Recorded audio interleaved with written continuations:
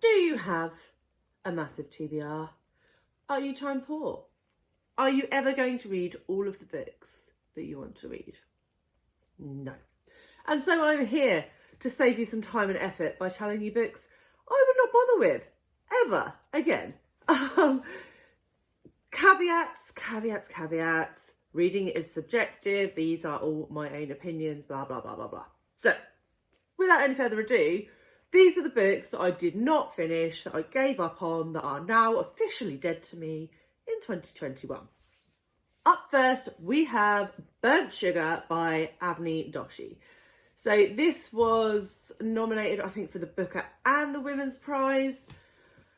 But man, was it dull and depressing. And yeah, just no. I hated the main character, and I'm all up for unlikable main characters. I quite like that in a book, but there has to be something that you can connect with them on, and this woman was just awful and an arsehole, and I didn't like her, and I didn't care about anything that happened to her. So I DNF'd it about 70 pages in.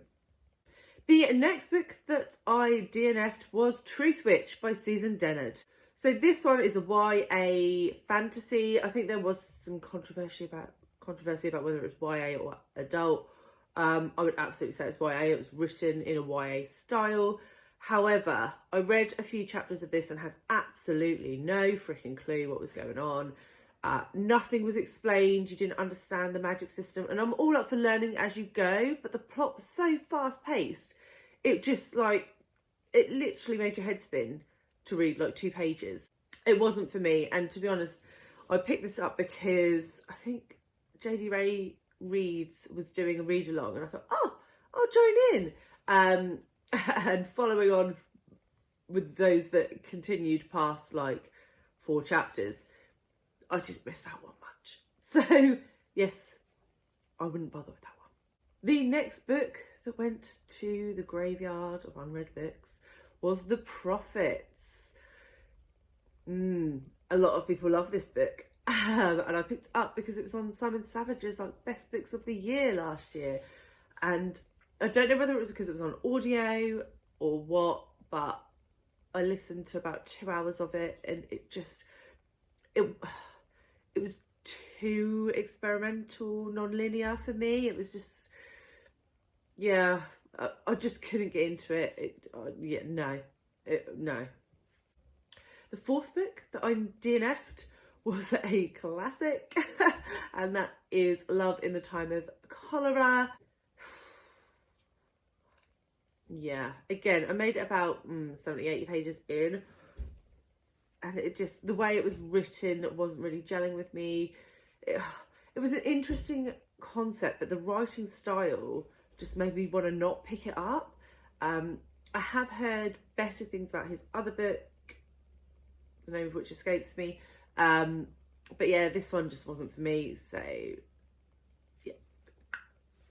Next up, we have The Sympathizer by, is it Viet van Nguyen? Something along those lines.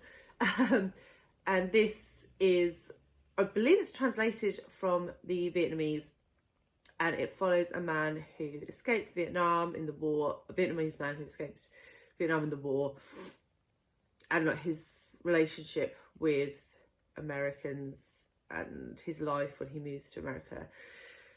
And the concept sounded so good to me, but again, it was like there wasn't enough meat on the bone for me to get into. And maybe I feel like there was probably this overarching plot where you get a certain way in and you're like, but I was just disliking it so much that I didn't care to find out what that was. So unfortunately, I really thought I was going to love that book, but no, DNF. Next up, Cloud Atlas by David Mitchell. Yeah, I DNF'd this quite far in. I was nearly 400 pages in, I think, when I DNF'd this. This is, again, sort of experimental.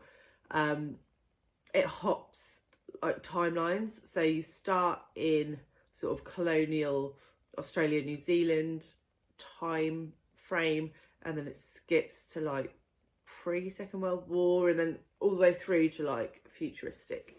And these stories are linked in a very, very minor way, and it goes all the way up, and then once you're in the futuristic timeline, it then starts going back down the timelines. So I waited until we were going back down the timelines, because I thought maybe when we start going backwards, it will just like all click. And it didn't. I read the first in the reverse, and to be honest, I'd forgotten what happened in the last one. It felt like short stories that had no point. No. Next up was entirely the fault of Kieran at KD Reads and Ben at Doom Antidote, because they hosted a read along for Dante's Divine Comedy and picked the most difficult translation available.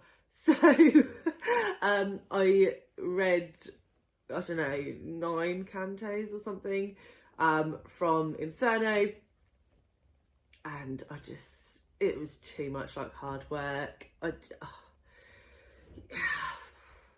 I may go back and try another translation at some point in the future, but do not hold your breath for that. It could be decades before I give that another go. Next up is a recent DNF. I DNF'd this one last month, and that was the last report on the miracles at Little No Horse by Louise Erdrich.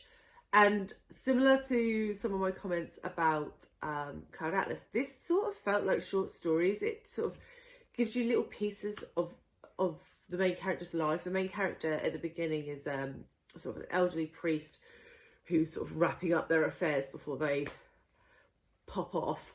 And you find out that this priest is actually a woman, and you go back in time and find out how this woman became a male priest and resided over